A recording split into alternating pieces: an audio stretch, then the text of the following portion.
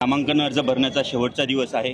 भाजप कुठे कुठे निवडणूक लढणार आहे, स्वतंत्र कुठे लढणार आहे आणि महायुतीसोबत कुठे लढणार आहे। भारतीय जनता पार्टीच्या वतीनं आम्ही पाचही ठिकाणी मोठ्या ताकदीने निवडणूक लढतो।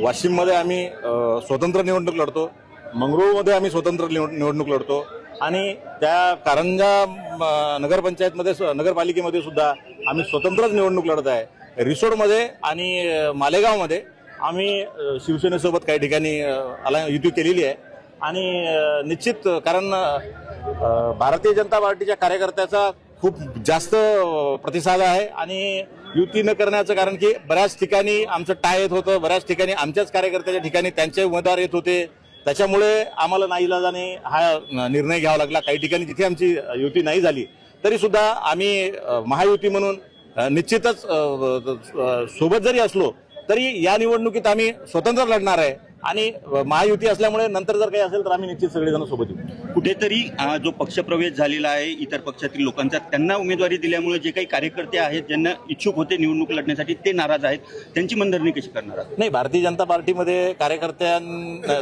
काही थोड्या वेळासाठी नाराज असतात, परंतु मला निश्चित माहिती आहे की भारतीय जनता पार्टीचा जो कार्यकर्ता आहे त्याला माहिती आहे की आम्हाला सत्तेसाठी तो काही भारतीय जनता पार्टीत येत नाही, त्याच्यामुळे कुठेही नाराजी असेल तर 2-3 दिवस तर निश्चित काही लोकांचे तिकीट कटले, काही लोक नवीन आले, त्यांना संधी द्यायचं काम पडलं आणि काय होते की भारतीय जनता पार्टी आम्ही सर्व्हे केला आहे, त्याच्यामध्ये सर्व्हेमध्ये काही नावं आलेत।